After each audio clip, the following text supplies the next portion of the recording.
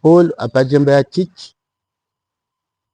Je suis directeur et coordonnateur provincial du service national de semences, ville-province de Kinshasa. Et le président intersyndical élu du ministère de l'Agriculture et celui de Pêche et Élevage. Je tenais d'abord à remercier Madame conseillère pour son intervention. Elle a quand même parlé de tous les différents points relatifs à notre mission ici dans la province de Tchopo. Mais nous allons insister dans un angle trop spécifique.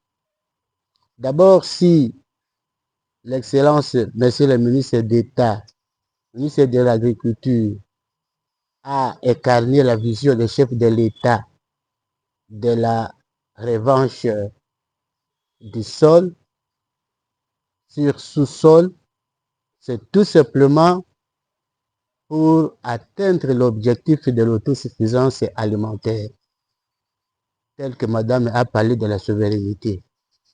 Pour y arriver, l'objectif premier doit d'abord assurer la sécurité alimentaire de la population. Cette sécurité alimentaire implique la productivité, la disponibilité et l'accessibilité de la population par rapport aux produits alimentaires. Pour y arriver, la première partie de ce processus, c'était le lancement de la campagne agricole par son excellence.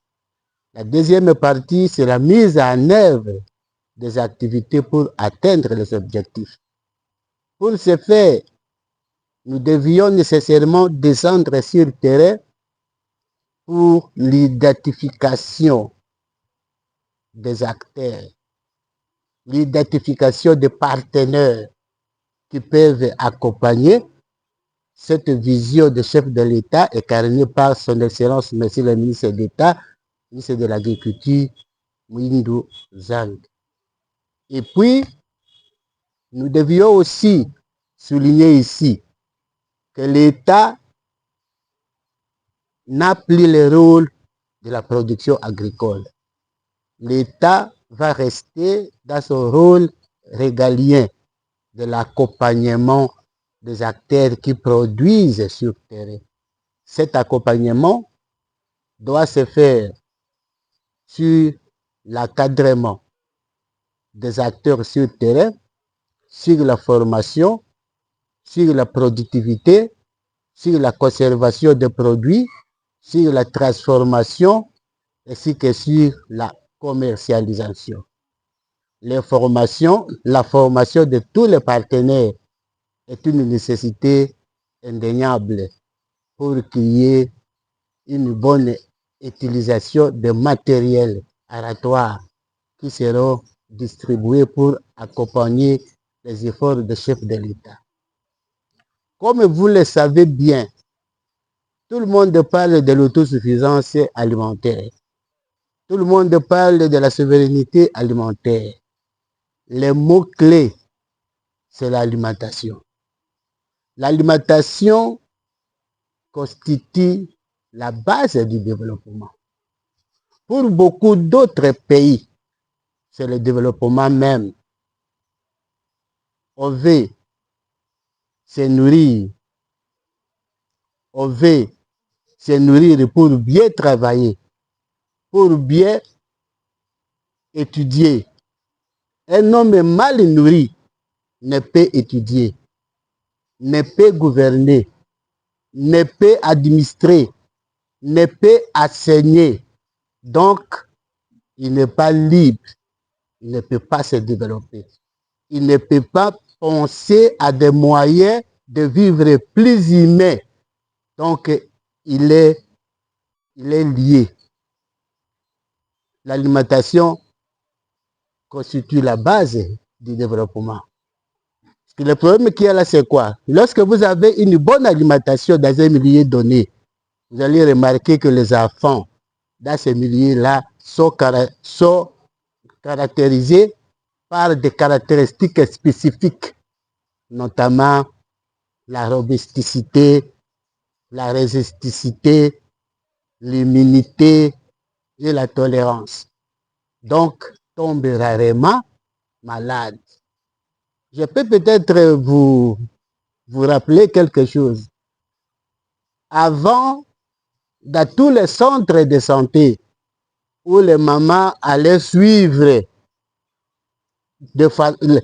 la chronologie de l'évolution de leur grossesse, il y avait des photos là.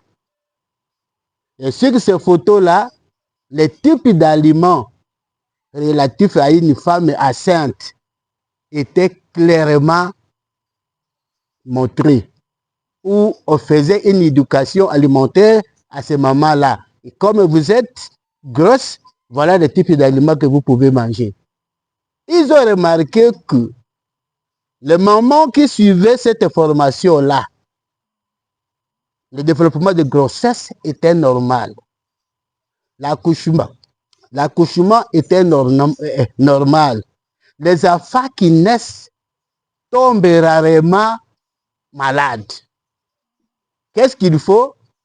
Parce qu'on a besoin que les gens tombent malades et qu'ils viennent à l'hôpital et tout ça. Cet aspect a été déjà élagué depuis très longtemps. Pourquoi?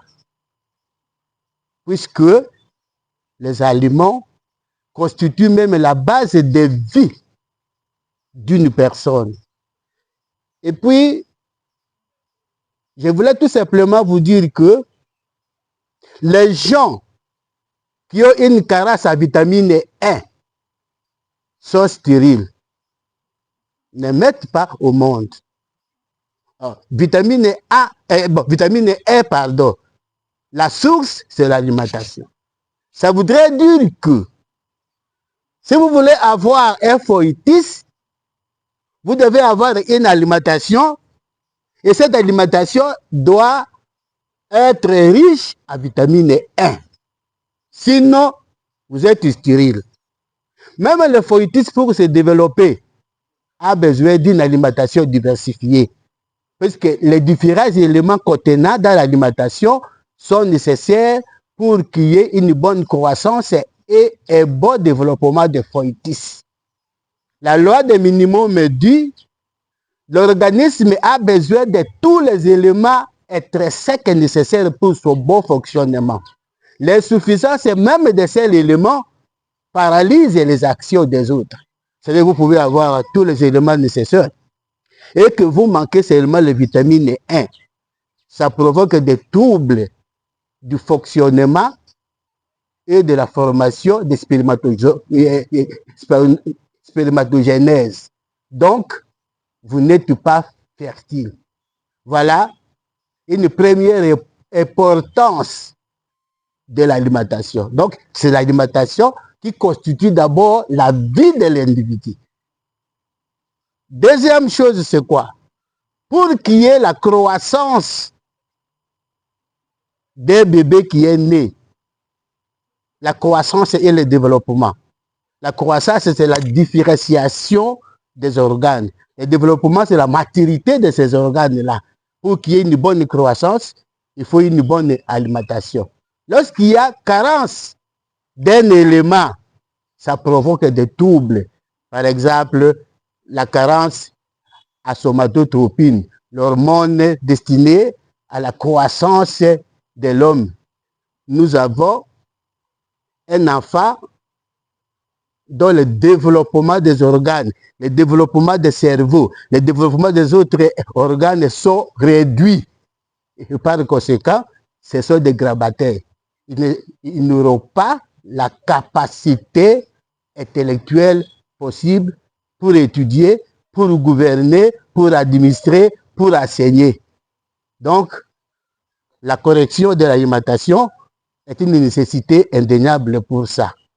C'est pourquoi, aujourd'hui, nous devons tous capitaliser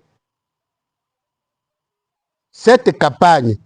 Nous devons tous connaître qu'il n'y a aucun service qui peut être au-dessus de l'agriculture.